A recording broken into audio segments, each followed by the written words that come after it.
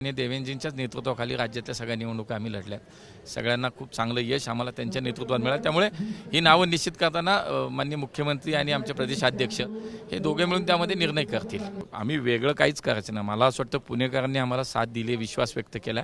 आता आमचं काम सुरू झालं, पुणेकरांनी त्यांचं काम केलं, आता त्यांनी काम करायला आम्हाला निवडून दिलं, हीच भावना आमच्या सगळ्यांच्या मनामध्ये आहे। पुणे महानगरपालिका निवडणूक पार पडताच पुण्याचे खासदार आणि केंद्रीय राज्यमंत्री मुरलीधर मोहोळ पुन्हा एकदा ॲक्टिव्ह मोडवर आलेले आहेत आणि जनसंपर्क सेवा अभियान आज त्यांनी हाती घेतलेलं आहे। हजारो पुणेकर त्यांचे विविध प्रश्न घेऊन थेट त्यांना भेटण्यासाठी या ठिकाणी आलेले आहेत।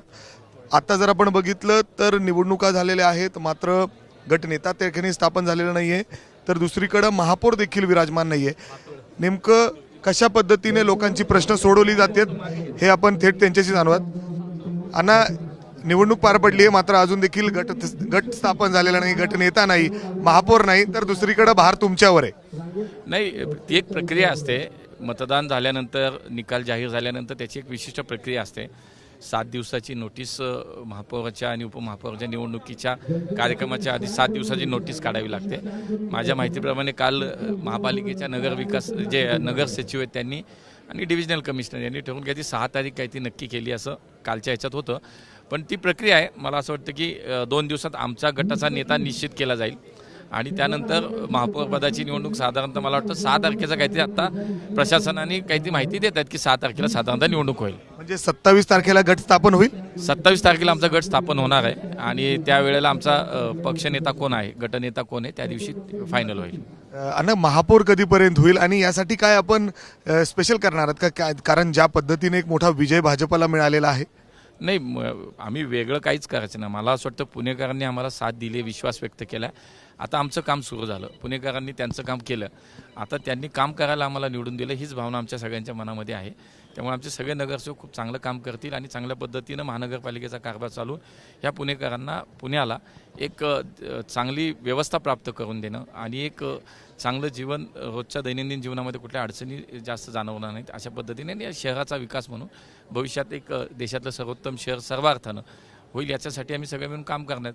महापौराची निवडणूक मी म्हणाल तसं 6 तारखेला साधारणतः आहे असं आत्ता कळत आहे। पण त्याच्या अगोदर बसेल महापौर निश्चित होईल, आपलं करावंच लागेल ना आम्हाला। आधी गटनेता होईल आणि त्यानंतर ज्या दिवशी फॉर्म भरायचे, माझ्या अंदाजाने 30च्या आसपास काही ती फॉर्म भरण्याचा दिवस असावा, तर त्या दिवशी आमचा उमेदवार महापौरपदाचे उपमहापौरपदाचे जे उमेदवार त्या दिवशी निश्चित होते। गटनेता निवडताना मुख्यमंत्री देवेंद्र फडणवीस येण्याची शक्यता आहे, एक शक्ती प्रदर्शन देखील नाही, असं काही नाही। शक्ती प्रदर्शनाचा हा विषयच नाही आहेत। मला असं वाटतं हा प्रक्रियेचा पार्ट आहे। माननीय देवेंजींच्याच नेतृत्वाखाली राज्यातल्या सगळ्या निवडणुका आम्ही लढल्यात। सगळ्यांना खूप चांगलं यश आम्हाला त्यांच्या नेतृत्वात मिळालं। त्यामुळे ही नावं निश्चित करताना माननीय मुख्यमंत्री आणि आमचे प्रदेशाध्यक्ष हे दोघे मिळून त्यामध्ये निर्णय करतील।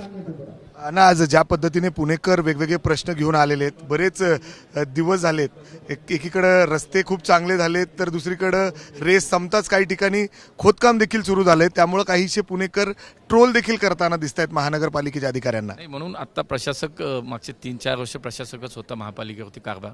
आता शेवटी लोकनियुक्त सगळे आज त्या ठिकाणी पदाधिकारी येतील, सर्व 165 नगरसेवक या पुण्यातनं आलेले, ते आता लोकनियुक्त आलेली सगळे प्रतिनिधी आणि प्रशासन असं एकत्रित काम करेल। काय होतं, प्रशासनावरती खऱ्या अर्थानं अंकुश हा लोकप्रतिनिधीचा असायला हवा किंवा त्या व्यवस्थेचा असावा, तर ती मला वाटतं की 3-4 वर्षे ही व्यवस्था नव्हती।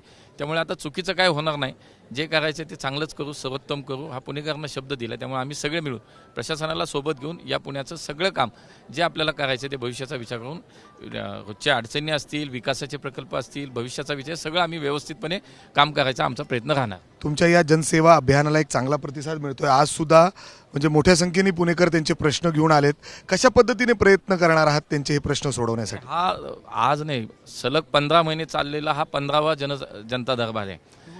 हा नाही, निवडणुकीच्या नंतरचा पहिला आहे, पण सलग मी ज्या दिवशी मला असं वाटतं की या पुण्यानं संसदेमध्ये देशाचा सरकारमध्ये मला काम करायची संधी माझ्या पुणेकरांनी दिली, त्यानंतर हा निर्णय आम्ही केला आणि सातत्यानं दर महिन्याला एक असं 15वा आजचा जनता दरबार आहे। आणि लोक आपण पाहत आहे की व्यवस्थित दिवसभर आम्ही बसतो, सर्व सरकारी शासकीय यंत्रणा सोबत असतात आणि प्रत्येकाला आपल्याला त्याचं समाधान कसं करता येईल, त्याच्यावरती काम कसं करता येईल। काही समस्या तात्काळ सुटतात, काही प्रश्न इथल्या इथं सुटतात, काहींना वेळ लागतो आणि काही हे खूप अवघड असतात. तर त्या पद्धतीनं त्याचं साधारणतः विभागणी होती, त्याचा पाठपुरावा मग आमच्या टीमच्या माध्यमातून केला जातो. अर्थात जर आपण बघितलं तर आजचा हा 15वा जनता दरबार आहे आणि आपण बघतोय पुणेकर या ठिकाणी त्यांचे वेगवेगळे प्रश्न घेऊन आलेले आहेत. तर लवकरच महापौर देखील विराजमान होणार आहे. 6 तारीख यासाठी निश्चित करण्यात आलेली आहे. त्या अगोदर गट स्थापन केला जाईल. जवळपास 27 तारखेला गट स्थापन केला जाईल आणि गट नेता देखील पुणे महानगरपालिकेसाठी भाजपकडून निवडला जाणार आहे. मात्र आत्ता जर आपण बघितलं तर त्या अगोदरच पुणेकरांची प्रश्न सोडवण्यासाठी स्वतः खासदार या ठिकाणी जनता दरबार घेताना दिसत आहेत आणि लवकरच महानगरपालिकेवर महापौर देखील त्यांचाच विराजमान होईल. कॅमेरामॅन अमोल गवाळेसह मी मिकी घई, एबीपी माझा, पुणे. एबीपी माझा, उघडा डोळे बघा नीट.